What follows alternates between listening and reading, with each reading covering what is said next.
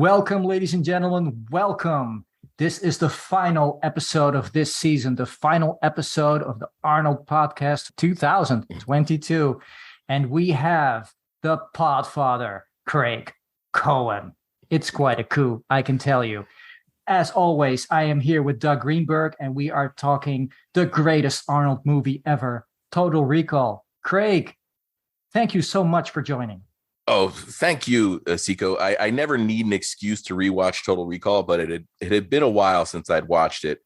And man, I was equal parts ecstatic and angry while watching it. We can get into that once we start really talking. But I love talking with you. I love talking with Doug. I love the network. So I'm excited to be here. And I can't wait to have this discussion. Yeah, this is Arnold at his best. This is Verhoeven at his best. It took, the route that it took to get what we have on screen is this. The backstory for this is amazing in itself, but what we actually walk away with is his movie brilliance, cinematic brilliance. And this is Arnold's baby. He knew this was going to be successful. He knew the script was going to work.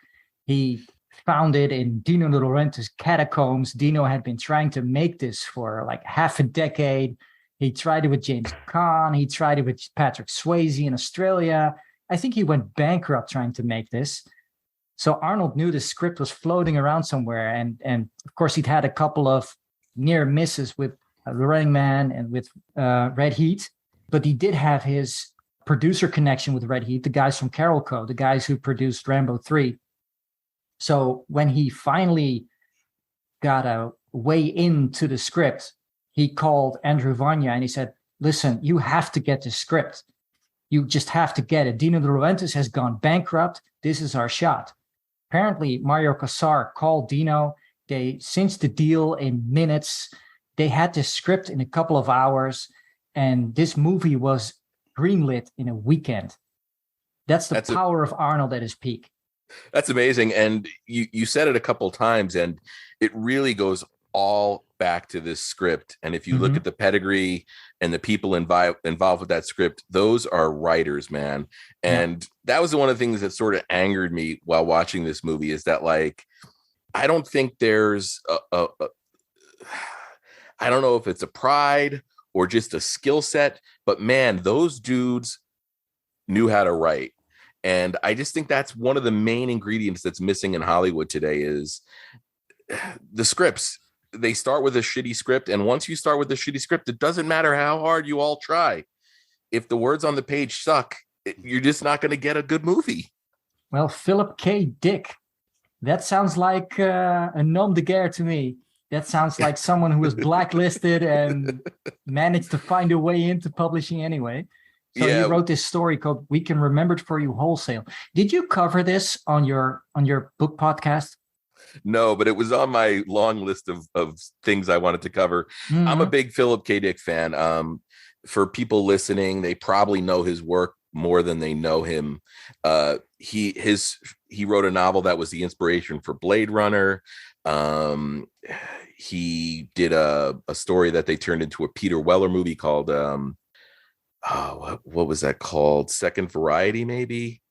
But either way, there's probably been a Scanner Darkly, the Keanu Reeves animated movie was Philip K. Dick. Right. Hollywood has sort of picked the bones of Philip K. Dick, and they've rarely made a successful adaptation.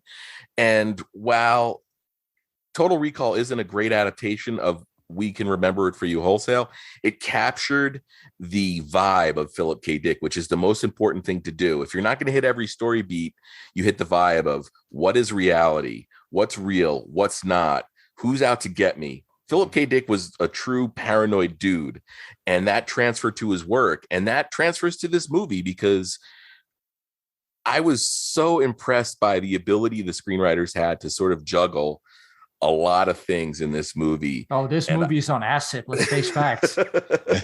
Yeah, the one difference between Philip K. Dick's short story, which if I remember, it's about 30 pages, which is, it's perfect. It's better to adapt a short story than a novel. I agree. Because then you get all these Stephen King monstrosities. But the main difference is in the short story, he never leaves Earth. Right. Mars is referenced, but he never actually leaves Earth. And in this movie, of course, they go to Mars, and thank God. I also feel like, in too many movies about the future, the futuristic view of America is like this gleaming white, squeaky clean, everything's sanitized. But in this and in Blade Runner, you get this, like, it's not as nice as people predict. It's like gritty, it's grimy, it's kind of like a hellscape lived in for sure. And that's the Paul Verhoeven influence there as well, because he is a filmmaker that we didn't deserve, but thank God we got him. Mm-hmm. Well, I grew up with that guy, so lucky me, I guess. No, so Seiko, how was that? Like, I'd imagine, like, for most people, Verhoeven didn't come onto their radar until maybe Flesh and Blood, but for a lot of people, myself included, it was RoboCop. Yeah. Like, so being aware of him as a filmmaker prior to RoboCop, what was that like? I mean, did you have any sort of expectations going in, or you sort of were in on the joke and knew what you were going to get with RoboCop? Whereas I was definitely in on the joke. Yeah, here's the thing. Paul Verhoeven was in on the nucleus. I mean, in the 60s, there was no film industry in Holland. He pretty much helped build it. So here's a guy he went to college to become a mathematician. And his parents wanted him to become a professor, really. And he wasn't having it because he was pure child of the 60s. So he ended up in the army, and he ended up in the publicity part of the army. So he made some... I actually seen this movie, a documentary on the Dutch Marines, which is the oldest marine naval force in the world. And so he made like this propaganda film on that. And that's basically that was his ticket in to making features. And his first feature, which is famous and earned a lot of awards, is Turkish Fruit. And Turkish Fruit is based on the novel by Jan Wolkers, which is a literary masterpiece. It's a disgusting, awful book to read, but it is a masterpiece. And it's basically about a tragic love affair. And that movie is seminal for him because it made him the filmmaker that he is, because Jan Wolkers was very daring and he was very outspoken and he was very controversial. And Paul Verhoeven actually wasn't. He's just a mathematician. But he learned so much from making that project and from the reactions that it garnered, because basically the stuff you guys got in Basic Instinct and in Showgirls and in other stuff he was doing that in 1973. So all that stuff that came later, that was all par for the course for us. The stuff you would see in L or in Starship Troopers, that was already in Soldier of Orange. That was already in Flesh and Blood. And I grew up on that stuff. Mm-hmm. The one thing I really appreciate about Paul Verhoeven, and he's probably in my top 5 favorite directors of all time, is that for Oven, it's all about the overall production design and feel of the movie and the performances. You're never going to see a crazy technical shot in one of his movies and say, oh my God, that shot's crazy. What an amazing shot. I mean, his movies all look great. And there's some cool shots in Total Recall, but none of it's showy, none of it's flashy. It's all about the production design, the feel of the universe, and his performances. And that was one thing I really noticed in this movie, is that every performance is perfect. And if you've ever seen footage of Verhoeven on set, or behind the scenes, you'll see what kind of director he is. Yeah, he's insane. He's completely insane. He is a nutty professor. Yeah, I mean, he was working with some great talent in this film. Don't get me wrong, but I think his ability to sort of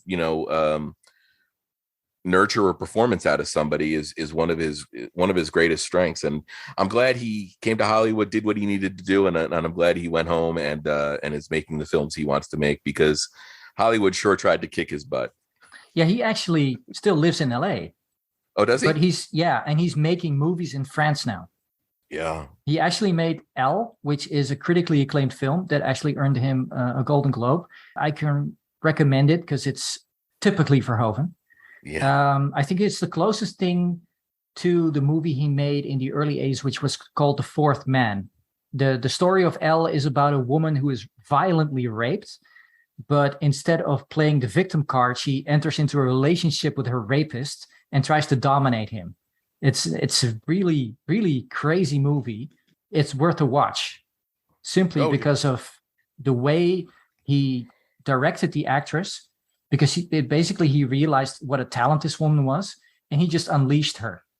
And like you said, this is a director who is good at bringing out talent in people. He's good at seeing it in people. He's good at bringing it out. And that's what you see in Arnold. He brings out arguably the best performance of his career, because Arnold actually was awarded Best Actor for this movie. And he got a Saturn Award for it, which is a science fiction award.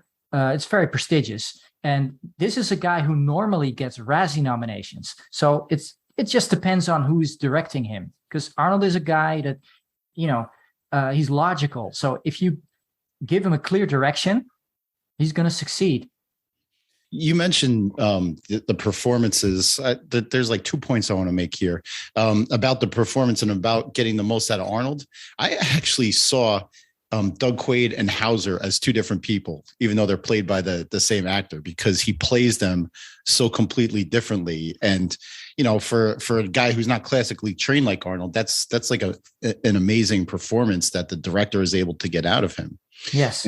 And also, if you look back at the old horror movies, the Friday the 13th and everything, they sacrifice performances for graphic violence and everything. Mm-hmm. But it seems like Verhoeven gets the best of both worlds. Like he has, you could call this a horror movie based on just the graphic nature of like the prosthetics and the makeup and everything. And, he's just the master of the squib explosion. Paul Verhoeven fights for the violence in his movies because he feels it's absolutely essential to telling the story. Same with sex. But he doesn't sacrifice performances for that, is what I'm saying. True. It's the best of all, of both worlds. Yeah, basically he takes everything and just amps it up to 10. Yeah. Well, it's funny. There's actually a funny story, I believe, about RoboCop, where he had a lot of problems with the violence on RoboCop. And one scene in particular was the scene where Ed 209 kills that executive in the office. Right. And originally it was much shorter, and everybody in the room felt uncomfortable with it. Mm-hmm. So he just made. Yeah, but then he made that scene longer, so it almost becomes comical. Right. Yeah. But you're watching this extreme violence, but at the same time, it's so absurd. It's like a cartoon almost. And I think that's another one of the things that he's really smart with, is he's like, yeah, violence is terrible and it's absurd. And at the same time, we shouldn't turn away from it. And it's funny, my wife was in and out of the room when I was watching this last night, and like she caught a couple of the scenes that have like that extreme violence in it, like where Arnold's breaking out of the chair, and like she was just amazed. Like it had been years since she had seen it, and she was like, "Oh my God, this is really violent." Yeah, way ahead of its time. Yeah. One other thing I do want to say, Seiko, is you mentioned the Saturn Awards, and I think the involvement with Dan O'Bannon and Ronald Shusett probably have a lot to do with the goodwill this movie got in the science fiction community, because those guys, I believe their origins date back to Ridley Scott's Alien. Yeah, that's probably why they got like best science fiction film, and I think they got best costumes, and they were nominated for all kinds of stuff. And yeah, they're also nominated for the Oscars. I mean, this was an Oscar-nominated movie. It got best effects. I think it had like a special achievement award. Yeah, which is not typical for the Oscars. Yeah, well, you had a brilliant Rob Bottin doing a lot of the makeup effects, and I think a lot of people probably know Rob Bottin from The Thing, and all of the amazing practical effects he did on The Thing that 40 years later still stand up better. One of the scariest movies of all time. Yeah, an absolute masterpiece. But I think the effects work in this movie is great. And even like a lot of the stuff that I was worried about, like the seams showing on, like particularly like a lot of the Mars centric stuff, it looked good. I mean, you could tell there were certain models at play at points. But overall, I think this movie, from a visual standpoint, It still stands up. It aged extremely well. And it was also cool that I a lot of those locations on Earth, it was Mexico City, right? And that train if you've station, been there, you recognize certain places. Yeah, you know, but it's so wild because I was thinking about that. I'm like, yeah, this looks cool for like the average US American viewer, but if you live in Mexico City, you're like, oh, what's he doing at the metro? Right. I've been to that mall. I recognized like certain parts of the airport. I was like, oh, I was just there. It's amazing. I would say the only wonky scenes were like the rear projection stuff of the Mars landscapes and whatever. Yeah. But I think that could be tightened up these days, you know. With I mean, these days they would have done everything CGI. The irony here is this was one of the first movies that actually used CGI, and Paul Verhoeven is actually one of the pioneers of CGI movies. I mean, Starship Troopers is the first real movie using realistic CGI. Well, and that's Phil Tippett, who is just Phil Tippett, a genius in his own right. One thing that you talked about tightening things up, and I know you didn't mean it in that way, Doug, but another thing that struck me about this movie is that if they made this movie today, and I know they made that Colin Farrell remake, but we're not going to talk about that. If they made this movie today, what they do in the first 20 minutes of this movie would take 45 minutes today. I mean, this movie has, it's an Arnold movie. So, you know, there's not going to be a lot of fat involved, but this movie has like no fat on the bones. I mean, it hits the ground running. He has his dream. He wakes up.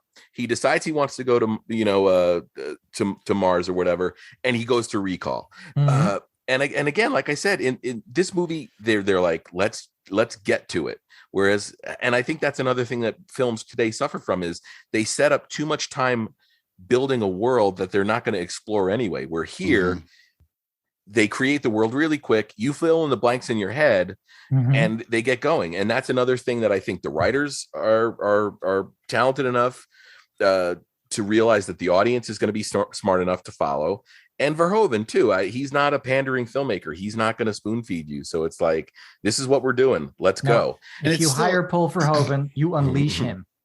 It's still a 2-hour film too, but it doesn't feel like 2 hours. No. And B, if like the classic 80s action films were 87 to 93 minutes long, you never saw a 2-hour film like this, but it's like Craig said, there's no fat in it. Like, what do you cut out that would benefit the movie in any way? Impossible.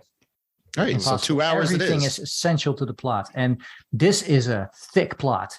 This is a movie you have to pay attention to. And that's one of the things that makes it so rewatchable, because the fun part of this movie is you can watch it in two ways, because it's inspired on Hitchcock.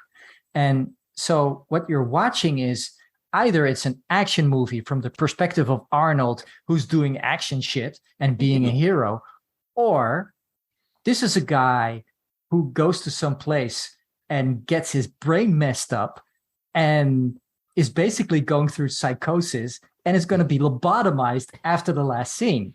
Because Paul Verhoeven purposely planted that in the movie. And they leave it ambiguous enough even at the end. They don't explain it. They don't explain it. They leave it up to the viewer. And there are like two pivotal scenes where Verhoeven basically just tells you the plot of the next 20 minutes. It's like at the scene where he's like getting his implant, they're just showing you, it's like, oh, he's going to have this girl and he's going to be a secret agent, and this is going to happen and that is going to happen. And at the end of the day, we're not going to spoil it for you. So, and then the second scene, you have the point where Recall intervenes, where they send a professor in and saying, hey, look, I'm sorry, but you're going through a delusion, and here's your wife, and please take this pill, which is, by the way, this is like pre-Matrix. This is like the Matrix pretty much based their idea of like the red pill and the blue pill on this movie. It's like, take this pill and you come back to reality. And if you don't take this pill, you're just going to end up lobotomized. And here's the thing. Does Quaid invent the idea that this professor is bullshitting him, so he shoots him in the head, so he can be the hero in his secret agent fantasy? Or are these people trying to trick him?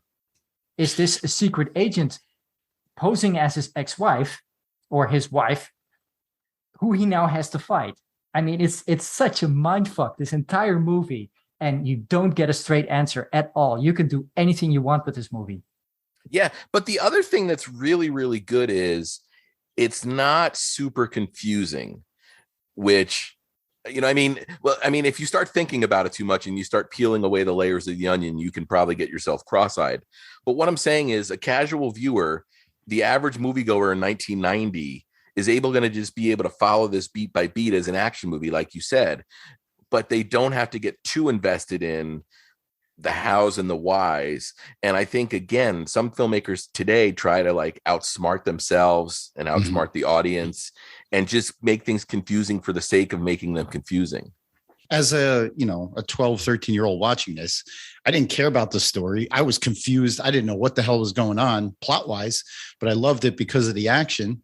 And now here as a 44-year-old guy, I love the action, obviously, but I'm invested in the story behind it. Yeah, and you don't have to be embarrassed that you still love this movie, because it is absolutely brilliant. Yeah. I mean, this is the second coming of Hitchcock in every scene. I mean, there's this one specific scene where Verhoeven actually films the scene as if it was a Hitchcock scene. You know, with those low angles where you shoot the bad guy who is doing sinister shit from the low perspective, and you shoot the hero from another perspective to tell the audience, guess what's happening? This is bad. And yeah, they do that without just so good at that. They do that without spoon feeding the audience. Exactly. They use clever tricks and everything. I hate, and Craig, I've mentioned it many times in our shows, how the stupid audience just needs to be spoon fed and told what to feel instead of just using psychology, cheap gimmicks. Yeah. But, but you get all that without being spoon fed. And it's a lost art in movies these days. Yes, that's what I like so much about the Benny character, because he is everywhere. He's one of those guys who guides the plot along. And he starts out as an ambiguous character, and then you start to like him. He does cool stuff, and you think, oh, he's a mutant too, and he's a hero. And then he turns out he's an agent like that, just like everyone else. He can't be trusted. And it's a complete bait and switch. He's great because he's like comic relief. He's comic relief at first, and then like his character shifts, into like a double agent. Like how did a guy like Benny, like just a throwaway character, come to play such a pivotal part? Exactly. He's not just a plot device. He's a complex character. Yeah. And the actor knew about this, and he made exactly the right choices. So you would be rooting for him in one scene, and you would be wondering about him in the next. I mean, without Benny, they would never have caught Quato. I'm sorry, I forgot the actor's name, but when he first saw the description of his character, he's a black exploitation actor. So he saw his character was going to be a fast talking, jive talking black guy, and he threw the script across the room and said, "Fuck this! Not another one of these films." Then when he picked up the script and actually read it, he fell in love with the movie and with the character. Inevitably, because he's more than just ever going to play. Yeah, and his character is so much more than a jive talking black guy. Mel Johnson Jr., by the way, and he's from Long Island City. No kidding. From your neck Queens of the woods, boy, or your old neck of the woods, we should say. You're living in sunny Las Vegas now. Sweltering Las Vegas. So then we have this awesome score. And of course, we're dealing with Carol here, so we're going to get Goldsmith. And it's one of his best scores. It's so incredibly beautiful. And what I love about the movie starts, and you hear the typical Goldsmith dramatic overture, but you also hear a little bit of the Schwarzenegger with the Conan music, with the Terminator. It's very inspired. It's basically Goldsmith saying, I've moved on from Stallone. I'm a Schwarzenegger guy now. Jerry Goldsmith is a genius. He doesn't get John Williams props or Hans Zimmer props, but he really should. He should. Maybe it's because like most of the films that he's scored are like these action movies from the early days. But I mean, the scores mean as much to these movies as like a sweeping epic by Hans Zimmer. I think the reality is 200 years from now or 300 years from now, when historians and cultural critics look back at this age, they will start looking at the movies that were popular, and they're going to be seeing the action movies, not Terms of Endearment, right? Not anything else. And they'll be hearing Jerry Goldsmith's score, not anything else. So they're going to automatically assume how important he was to our culture. I think that's the bottom line. How are you going to be remembered? You're going to be remembered by the success you were involved in, and by how many people you reached, and how effective your artwork was. He loves doing these films. Like he said, this is one of his favorite scores, and it's not. And he said it's not the kind of score that you walk out of the theater whistling the motif. He said it's just something. It's a score that just perfectly sets the tone, the background for the movie, and like it's one of his favorite scores. And I wouldn't disagree with him, because he had to challenge himself, because this is an action movie, this is a science fiction epic, this is a critique on culture in many ways. So this encompasses a lot of themes, and that all has to be represented by the movie and in the music, by the score. I mentioned spoon feeding audiences. Music and score is another thing that another tool that they use to tell the dummy audience what to feel. But I mean, it wasn't the case back then. It just set the tone. It set the background. It like brought you into the action of the scene, how desperate the scene is, the action in it. It slows down when you need to take a step back and breathe. Like a score really tells a lot about. Yeah. Well, and Jerry Goldsmith was an absolute master. And he probably had one of the biggest toolboxes out of every composer that was working at that time. He was not limited by his ability to get bogged down by just doing straight orchestrations. You listen to some of his scores and they're very percussive and they're very rhythm driven. And then you listen to a score like LA Confidential, which just really leaned into like, okay, this is a movie in the 50s. It's going to sound like the 50s. Yes. Let's make a film noir. Yeah. Okay. And, the great thing about Goldsmith is you can tell it's Goldsmith, but at the same time, so many movies, the score is so different than anything he's ever done. It's weird that he's got this uniqueness, but at the same time, he's able to speak in a wide variety of musical languages. Yes, he's a true artist. And it's amazing to me that when you bring so much talent together for a movie like this, and this was the second most expensive movie to date, because the only movie more expensive, also produced by Carol Crowe, was Rambo 3. And that didn't have remotely the kind of talent this movie had. You're always running a risk of going off the rails and not being able to please all the egos. And this just came together, and something greater came out of this. Oh, absolutely. Absolutely. Carol Crowe they weren't a monster in the production industry either, were they? Well, not at the start, but after Rambo 3, it's whenever you saw TriStar and whenever you saw that horse coming and whenever you saw that Carol Crowe on the screen, you were in for it. This was going to be a great movie. How did you guys, that brings me to a point. How did you guys watch this? On my laptop on HBO Max. Okay. I watched it on HBO. Okay. Well, I mean, did you put a Blu-ray or a DVD in, or? Blu-ray. Okay. So I watched it on HBO Max because my DVD copy, which is in the Mars tin, I don't know if you remember when this came out on DVD here in the States, Seco, they put out, it came in a round tin that looked like Mars. Nice. It's up in a closet somewhere in my box of DVDs. So I watched it on HBO Max as well. Now, being a few years older than me, You guys might have noticed, the prosthetics, the fake, the heads and stuff during the fat girl airport transformation, and when he's yanking the thing out of his nose. But when I was a kid, all of that looked so real to me. I didn't know that was a fake Arnold head that came out of that lady's body.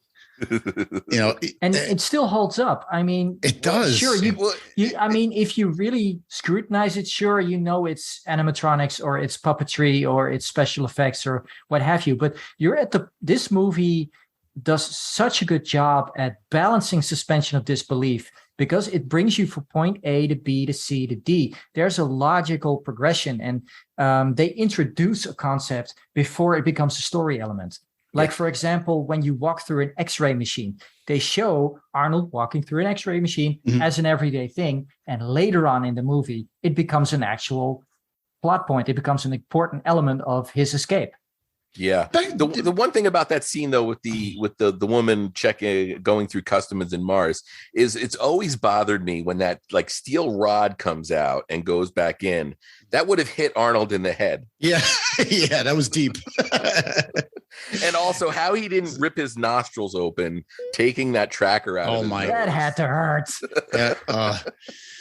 And I wanted to ask you guys, we never see that guy again, right? The guy in the briefcase that says, one and done. Yeah, we have to assume that he planted by Cohagen, or planted by Hauser. Yeah, depending on which version you believe. Same thing. Yeah. Well, so here's the thing. This entire movie is basically a plot to assassinate the head of the revolution in Mars. Mm-hmm. So this poor guy who's dumped on Mars with a fake wife, if you follow this version of the story, is basically living with suppressed memories. He's obviously a lot smarter than the construction worker he appears to be. I found it interesting how much money they had. I mean, how much money would a construction worker have to have like an apartment like that, to have a wife looking like that? I mean, that's a trophy wife, because she was living at home. Yeah. And she was happy. Oh. How do you keep her happy like that? I mean, she's playing fake tennis all day, right? Yeah. That job was an OSHA's nightmare. Arnold is jackhammering there. No protective gear anywhere in sight. Oh. I don't know how he didn't have like extreme hearing loss at the end of the day. But you get to Seiko, where there's the scene where Michael Ironside, who's like one of the all-time great henchmen, has that scene where he says to the other guy, when they established that Sharon Stone was undercover as Quaid's wife, says, you think what you think she liked it? No, I'm sure she hated every minute of it. Yeah. That's like the most Paul Verhoeven scene you can make. That look the actor gives, that's typical Paul Verhoeven. And you see like that seed of insecurity sort of fester inside of Ironside, and he wants to kill Arnold. I feel like too, any other actor or any other character that delivers that line would get a bullet right between the eyes, but this guy could get away with it. Oh yeah, because Richter, Michael Ironside plays a character named Richter, and Richter is just is a sociopath. Yeah. I mean, this guy was fucking up the works, because Cohagen, the main bad guy of the movie, had this big, elaborate, intelligent plan. And at some point he thought, you know what? I'm going to put Richter on it because he's the right guy for the job. Well, guess what, buddy? He wasn't. No. Oh my God, what a mess did that guy make? Maybe, but he didn't give him all the information. It was just like, bring Hauser or bring Quaid back to me, and he didn't tell him anything else. But at the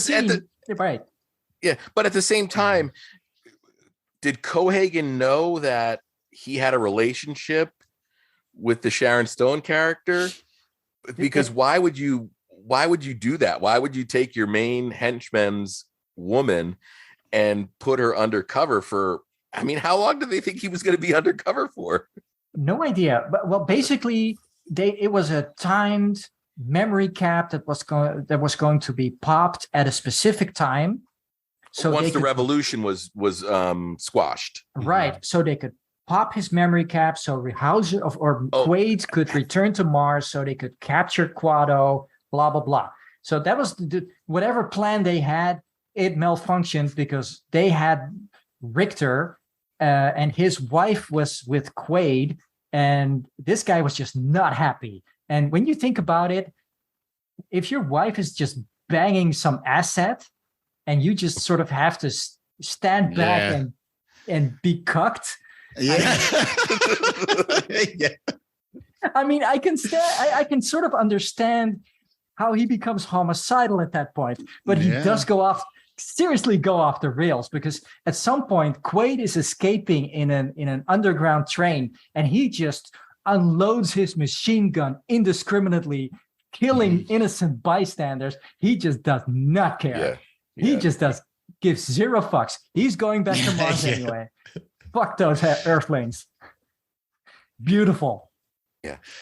I do want to talk a little bit about Sharon Stone at this point, because I think, I was saying a lot of people I don't think about her anymore. Like, they just know her as Sharon Stone, the celebrity. They don't really think about her as an actress or as an actor. And I think that this movie is a great example of that. I mean, Basic Instinct. Brilliant and talented she is. Exactly. Yes. And I think the way she plays this character is so great, because she's able to like turn on a dime and realize when it's time to start putting the charm on again and trying to sort of seduce Quaid again.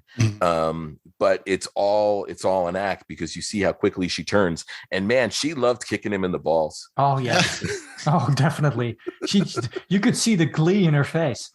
Yeah. You know what though? I wonder if that was a thing, because later in the movie, the Melina character, they talk about making her like making her Hauser's wife, and she says, "I'll bust his balls."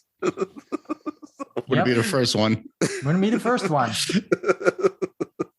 Arnold got hurt in this one, definitely. Aside from hurting his hand, hitting a window that was supposed to pop, but it didn't. And Sharon Stone actually hurt him in the fight, and he had a broken finger, and they had to shoot around it for the rest of the shoot. And Michael Ironside crack his sternum too. Oh yeah. He got really fucked up. This is an action movie. This is an 80s action movie, and you pay the price. That's why those movies are so good, because the actors are in pain. Yeah, and he had to do the elevator fight scene with Arnold with a broken sternum. See you at the party, Richter. That has to be one of the greatest all times diss and dismiss in a movie. Like, I mean, the guy loses his arms. Yeah, while he's holding his arms. Falls to his death, and his arms hit the ground seconds after he does. It's just savage. It's just a savage dismissal. After him, the guy falls. He's like screaming, and he sees like basically the end of his limbs, and he's like, ah, that's the end of him. And then he just throws his arms around. See you at the party, Richter. It's beautiful. That was, as a 12-year-old kid watching this, that was one of the more memorable death scenes I've ever seen. You applaud at that point, because that's just brilliantly done.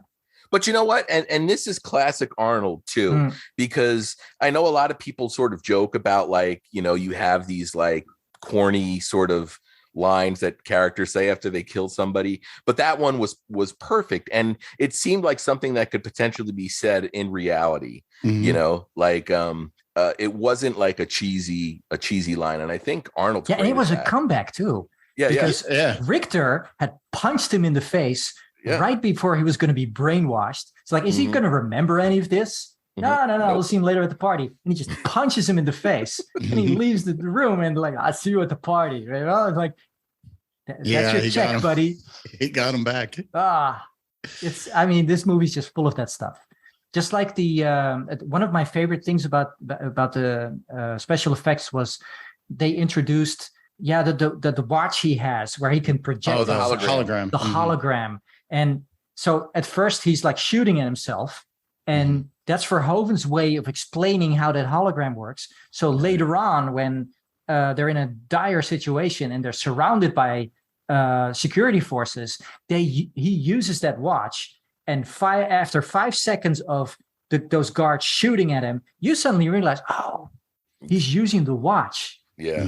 And you see the life drain out of Richter's face too when he realizes he's not dead, because he was glowing when he thought, oh, we finally got this guy. Now we got him. Not to nitpick, but in that scene you had soldiers on both sides shooting at a hologram with no crossfire deaths. Yeah, that should have hurt. Yeah. The other thing I like about that scene too is how they share the watch, the hologram. So at some points it becomes Milena. That's smart another use of a tactical advantage. Yeah, another great actress, Rachel Ticotin, who is just, I think she's great in this movie. And this might sound weird, but the one thing I really appreciated about this movie was, and I don't know if either one of you noticed it, but her teeth were real teeth. Mm-hmm. They weren't like super white. She didn't have pretty caps. Yeah. And I appreciated that, because this is a resistance woman on Mars. Yeah. Like, I mean, we're lucky she's not a mutant with 3 tits. Right?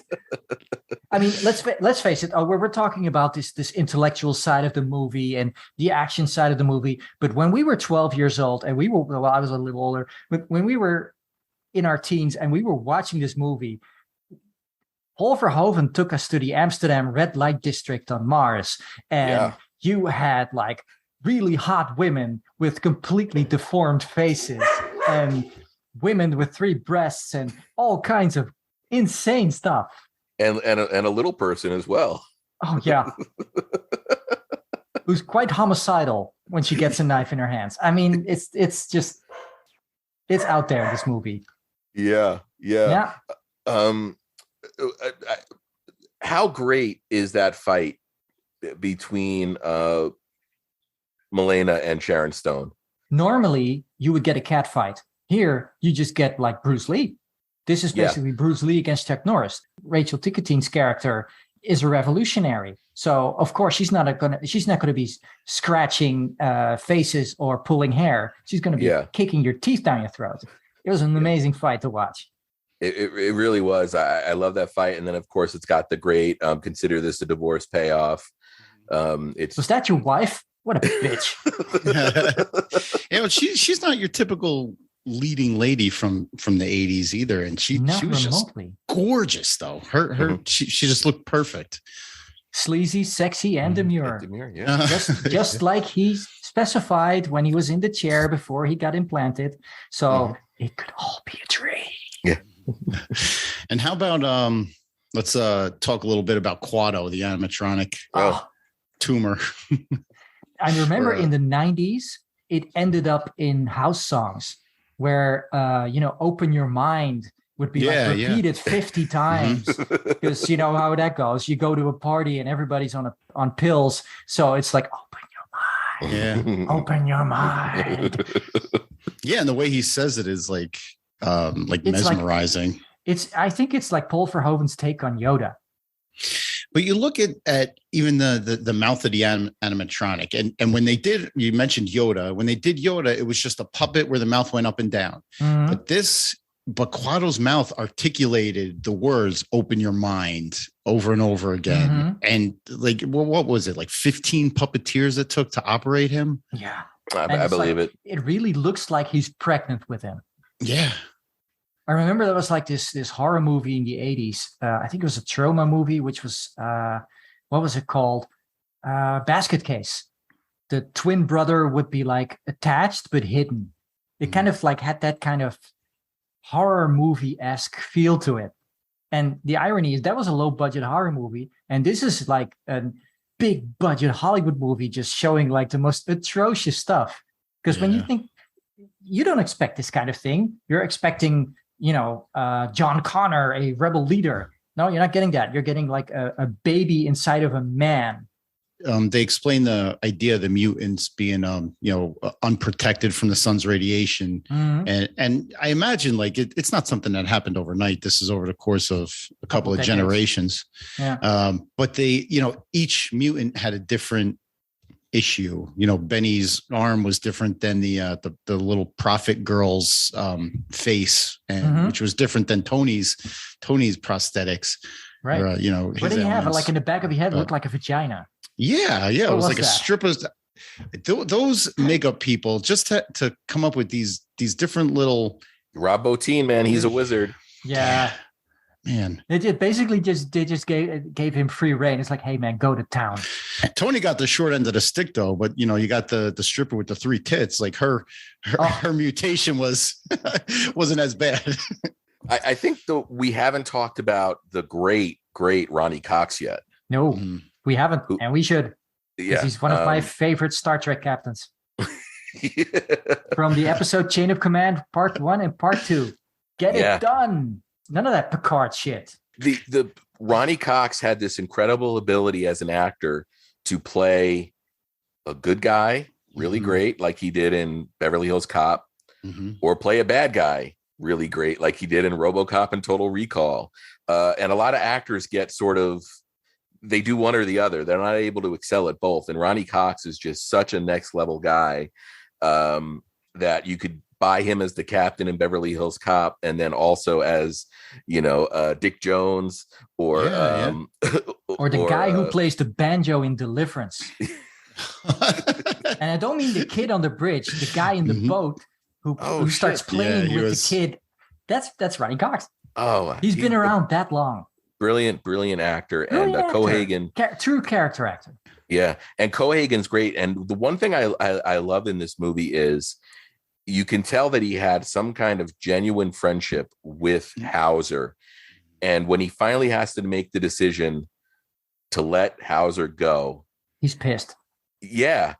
Ironside plays it great. Cox plays it great. It's not acting that you should see in a movie like Total Recall, but you get it, and it's awesome.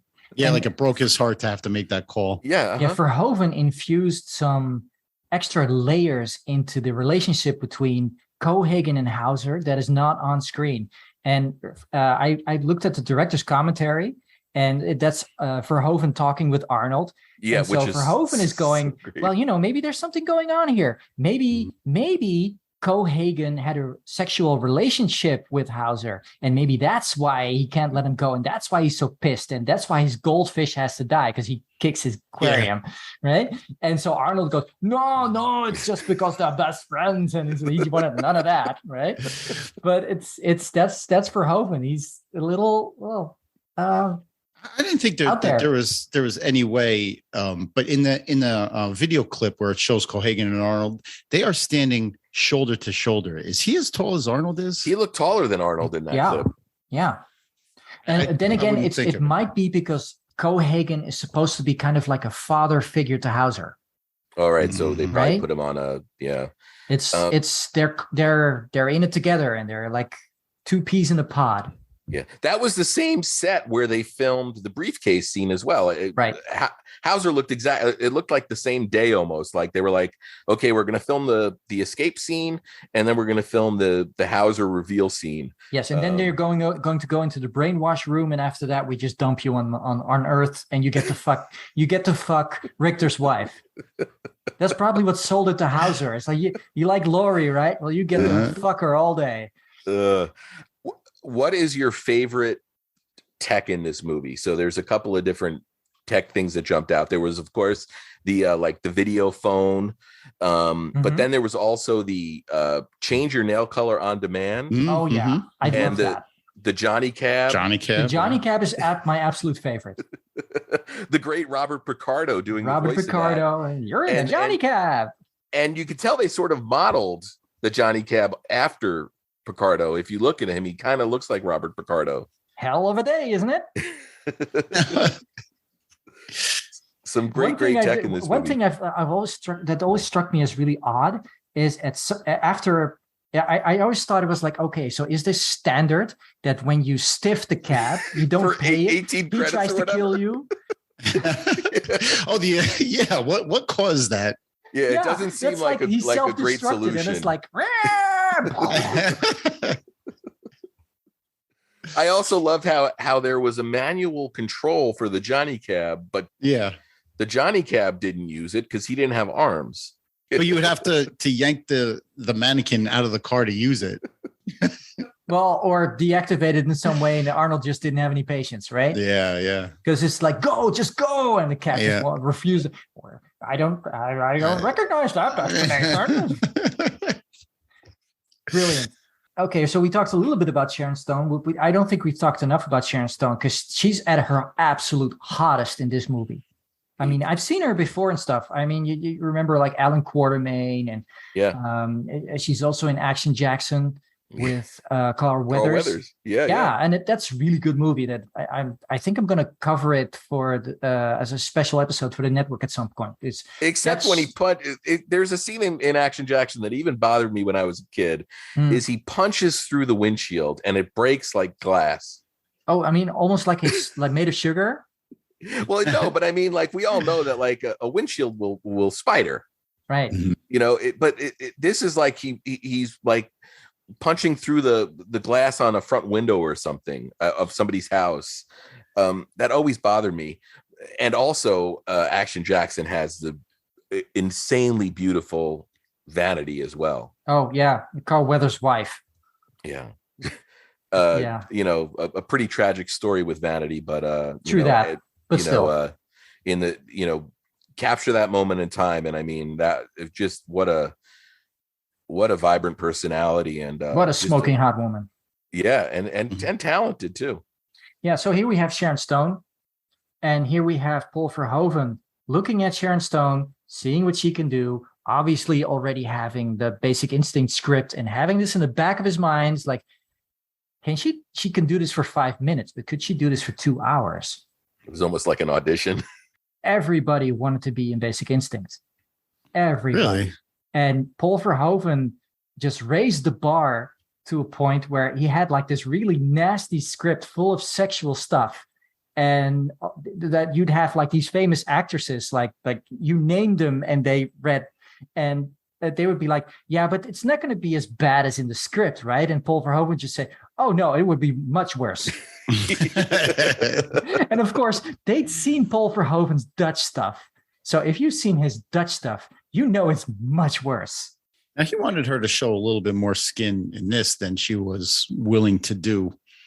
And when he got her to do Basic Instinct, it was, him showing her, I guess. The famous, I didn't know about this stuff. Of course she knew about it. She had to sign it. She had to sign for that. Everybody was kicked off the set to do that scene. She had to take her panties off. According to Paul Verhoeven, she gifted him her panties. She's a liar. Well, you don't know what to believe, because in The Specialist, was it The Specialist? Yeah. She it took a bottle of tequila for her to agree to get naked on that, or a bottle according of vodka. to Stallone, but Stallone is a liar too. So. I don't know. I don't know what to believe. Because I remember this interview, like where they talked about that sex scene, and you see a lot of Stallone and very little Sharon Stone. And the reason Stallone gave was, I kept warning Sharon that, you can't eat all that pizza because we're going to have this scene. And so he kept training and she kept eating pizza. And in the end, she sort of hid behind him. Yeah, we talked about how unsettling that scene is, Craig. Yeah. Scott Murphy just a review on The Specialist, and in it, they talk at length about how horribly awkward the humping is in the shower scene. I have to agree with him. It's hard to watch, and it's not really Sharon Stone's best stuff. And when you look at this movie, when she's in bed with Arnold and she's like, loosening her bodice, and well, guess what? They practiced that in a hotel room. The three of them went to the Marriott Hotel, got a room, and they practiced that scene, which is typical Arnold, because Arnold always ultra rehearses every scene he does, because he's let's face it, he's insecure about his acting. Here's a guy who came from bodybuilding, didn't know anything about acting, really. He could barely deliver lines. So this is a guy who had to practice and practice and practice at his craft. So he would rehearse every scene of the script. And so this is a script he loved. So he knew the script by heart. So at some point they said, well, I don't do that many sex scenes. We should probably rehearse this. So they went to the Marriott, They frolicked in the hotel room, and lo and behold, the paparazzi got a hold of it. And so ever since then, they've been suggesting, well, they had a threesome. And so, Of course. I'm from, European sensibilities, and there's sex in every movie, and there's breasts in every movie, and there's nudity in every movie. It's normal. So we don't really think about it. It's like brushing teeth for us. But I assume for an American audience, seeing this much skin, that must have been shocking. And having hotel employees seeing Sharon Stone coming and seeing like this big muscular guy Arnold show up, and isn't that Paul Verhoeven? And we've heard about this guy. So that's their reputation just went out the window there. You never know behind closed doors. On the other hand, this is, of course, if you go with the idea of Total Recall, and there could be two stories in every situation, they could have known, well, everybody's just going to automatically assume there's something weird going on here. Hey, let's do something weird. Could have been that. It is Hollywood we're talking about. Mm-hmm. They could have been doing unsavory things in that hotel room instead of rehearsing. You never know. I have not to derail this saucy talk with plot stuff, but I have a question about the plot real quick. Okay. Now that this movie does have a plot, that's true. Because at some point Richter says, at any moment he can have total recall. So the memory that they implanted in him, that had like an expiration date on it. Was that supposed to? So. Yeah. Well, I think also they could trigger it in some way. Yeah, mm-hmm. Or that they hadn't completely erased all of the Hauser memories. So normally you'd think that they would clear the memory to make room for the implanted memory. So I think here it was sort of sitting on top of the old memories. So it's a matter of the old memories finally, coming back to the surface, breaking through. Yeah. And they were obviously insecure about it because they were watching him like a hawk. I mean, they had the wife, they had the colleague, for some reason, all these people were all working independently from each other, because this colleague, this co-worker from the construction yard heard something weird and went and got his buddies, and they tried to execute him. Like, you blabbed about Mars, and now we're gonna put you up against the wall and kill you. Yeah, I almost wonder if they were working, or they were sort of dispatched through Richter, who was just looking for an excuse. Absolutely brilliant and brutal scene there where Arnold dispatches, is it 5 guys? Yeah. In that like alleyway almost. And the final shot you see there with the dead bodies and Arnold standing there with the gun, that looks like a postcard if you pause the movie. It's just the composition of that shot. And the thing I love about Arnold's performance in that sequence is he effectively does all of this really physical, technical, obviously he's been trained in combat, but as soon as it's over, he's shocked that he was able to do it. Right. And, he's still a human being. Yeah. Right. And I think if you really wanted to pinpoint amazing moments in Arnold's acting career that showcase that he does have the ability when he's led there, that's definitely a sequence where that shines through. Definitely. Yes. And I mean, let's face it, this entire chase of Quaid is one big action-packed bloody affair. You have the guy on the escalator. This to the shock of this Quaid character realizing he's someone else, and there's something very strange going on, or he's going through some kind of psychotic episode. I mean, this is all very confusing, and it's something you can read off his face. And that's not your typical action hero. That's someone trying to act and succeeding at it. In this 4-part season, we've been talking about Arnold becoming an action hero, Arnold chasing Stallone. Now you see Arnold at his peak. You see Arnold at his absolute best. Here's a guy who moved and shaked to have this movie become a reality.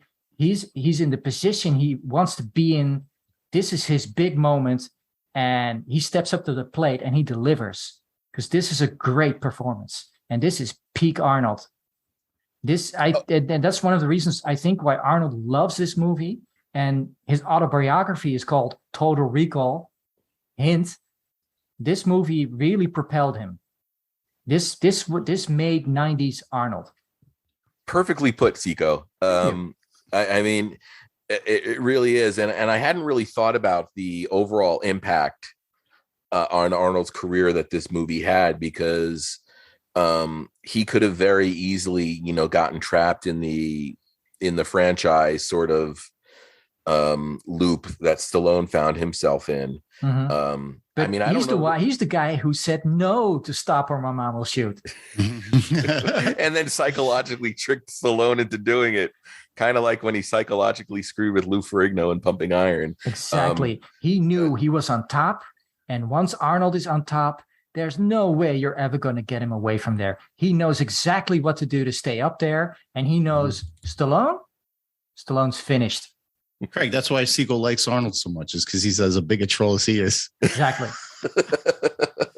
You were in the middle of making a point. No, I was just curious. I mean, do you have the box office numbers for this, Zico? Sure. This movie cost $65 million to make. About 20% of that went to the special effects, and the rest of it went to, actors and sets and a 500 head crew in Mexico. Yeah. Box office, we're talking 261 million in 2,000 theaters. So that's the domestic. It did over 200 million in domestically. Yes. That's amazing. And for a little perspective, the first Jurassic Park in 1993 had about a $65 million budget. Yeah. So just look at the bang for your buck with Total Recall and the return on investment there. So worldwide, it did much more. I didn't realize close to $500 million. Big as a hit as a lot of money it was for that time. Oh, absolutely. This is like modern day Marvel movie money. Oh yeah. This is blowing everyone else out of the water. Yes. Yeah, you know what? That's pretty crazy. Like I said, I never really sort of took any time to sort of evaluate like where this sort of sat in the overall career path. Yes, and Arnold was looking for a hit. Arnold was looking for something that would really move the numbers, because at some point when the movie was done, he was savvy enough to realize we're not getting enough traction. We're this trailer we have sucks.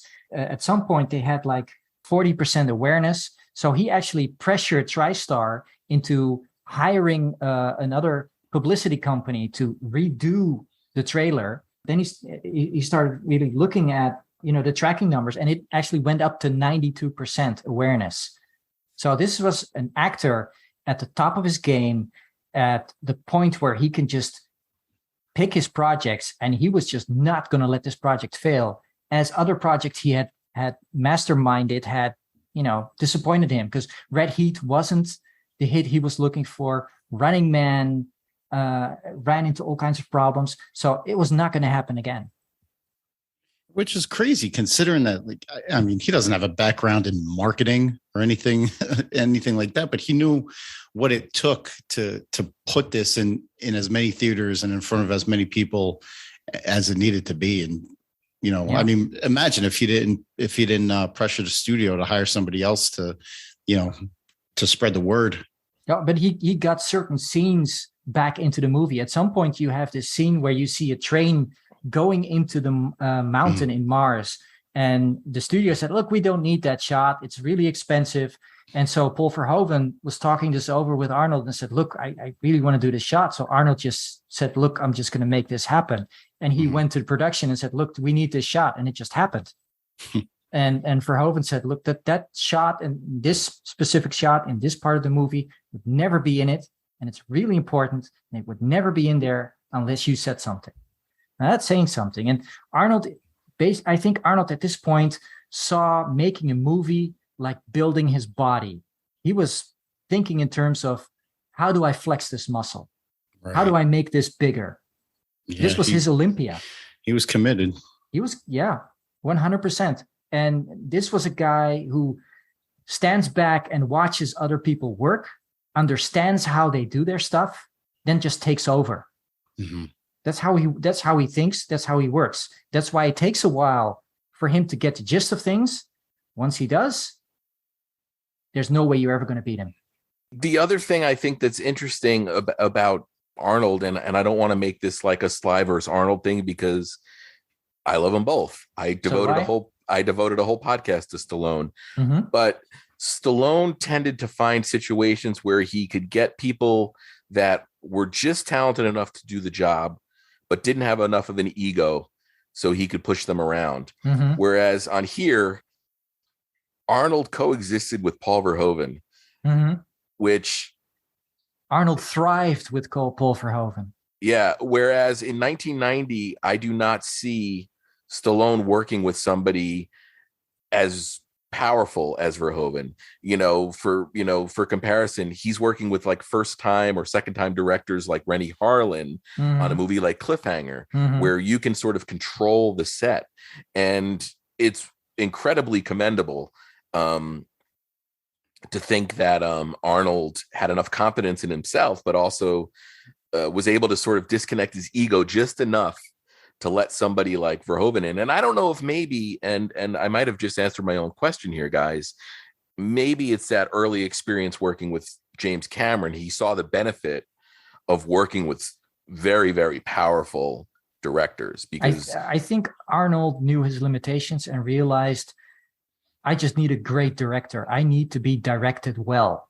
I mean, he did Twins with Ivan Reitman. Of course, Ivan Reitman is a comedic genius, and Twins really worked because of that. And Twins also worked because of Kelly Preston. And Kelly Preston, absolutely. Total Recall, it's set in 2084. Which isn't that far away when you think about it. So it's nice to think about, us having interstellar travel. So maybe Elon Musk will get his act together, maybe even based on this movie. You never know. And the Sony Trinitron brand will be coming back. Oh, yeah. Isn't that great? Because I'm really looking forward to having like a wall TV screen where I can just project a lake and watch the news at the same time. Yeah. Right? I mean, this movie predicted flat screens in 1990. Yeah. Yeah. So one thing that bothers me a little bit, and so here we are in the science fiction cleanup, and I'm kind of a geek, so I have to do this. Turbinium is nonsense. The mineral does not exist. Yeah. This is a plot device, people. Live with it. There's another problem. This turbinium, when it's heated, you see this big alien machine. So it melts, and then pure oxygen is released into the Martian atmosphere. And this is supposed to save Arnold from exposure to Martian space. It doesn't work because air to be breathable has to be, and I checked this, 78% nitrogen, 21% oxygen, not 100%, 21%, and 1% various gases. So if you release 100% oxygen, and I'm a hobby diver, so I know a little bit about oxygen. If you release that into the air, it's kind of volatile. I know you're going down a science path here, but would that air eventually disappear as well? Because didn't they say it was all based on trees. Also on the glaciers melting? Yeah, there's no water. So they're gonna be in trouble again eventually. Yeah, it's like a finite amount. There's no viable terraforming happening there. This is all, I don't know, maybe Quaid can run for office after this because he released air and become the second Cohagen. And then he just has to put people back into domes again. It wouldn't instantly turn a red sky blue and, have a similar atmosphere to Earth. Yeah. Although the stuff you see at the beginning of the movie and at the end where Arnold is exposed to Martian air, when you see his eyes bug out and you see his skin is like that's realistic. Swelling. Yeah. If you are caught out in the open on Mars, basically your organs are just going to ooze out of your asshole. Yeah, your brain is going to leak out of your ears. All the liquid in your body will boil or expand. Right? Yes. Something It'll just come oozing out everywhere because of the atmospheric difference. So that's fun. That's I a also fun thing to get- think about. I also get that Mars is considered the red planet, but they really, really leaned into the redness of Mars. What did they know? There was 1990. There were. I mean, Yeah, there was no yeah. Hubble telescope, and there was I no know, you Mars see the- rover. That was all later. Right. The rover pictures nowadays, it just looks like a hazy day, you know? Right? But at the end of the movie, once the atmosphere is released, it's not as red. It just looks more like deserty. Mm. Yeah, just Yeah, like with a blue sky. just like in The Office at Recall. It's like the exact same Mhm. picture. What do you know? They, Yeah. You know they. Yeah. Oh, they're doing alien artifacts now. Mhm. Well, and talking about the Recall Office, and you mentioned earlier that you can sort of take from this movie what you want, but Mhm. at the end when she says, so kiss me before you, if it's a dream, kiss me before you wake up, and then you sort of get that flare, like that, the light sort of engulfing them. And there's all kinds of ways you can take that. And if you're of the opinion that this is all a recall thing, that's the moment where he finally goes into a schizoid embolism or whatever. And Yeah, that's where they drill into his brain. Becomes lobotomized. where he's fully lobotomized. I mean, Yeah. or you can just say, okay, these are the characters riding off into the sunset. Mhm. The more I watch this, guys, I used to be 100% team. This is all real. But the more I watch it and the more breadcrumbs I see Verhoeven leaving and the screenwriters leaving, I have to believe that this is all just in his head, and there's not a happy ending for Quaid. So here we are. We're at the end of our season. And don't worry, we'll be back. Because next season we have lots of Arnold stuff in store for you. But we're going to be taking a small break. We're hoping at one point we can entice Craig back. What do you say, Craig? Well, I say yes. And you said you're only talking good Arnold movies, and I want to make sure we're all on the same page here. Okay, Does that shoot. does that include Raw Deal? Maybe. I don't think we had that initially. Not an issue. I think it's Mhm. planned way, way, way down the line. I do enjoy Raw Deal. We've talked about it as on a previous episode. I do enjoy Raw Deal, but I think it was wasn't that with Sean on the Conan episode? Anyway, Sean said it was like the most disjointed thing he's ever seen. Oh, yeah. Well, it's Arnold doing a favor for Dino De Laurentiis. That's basically it.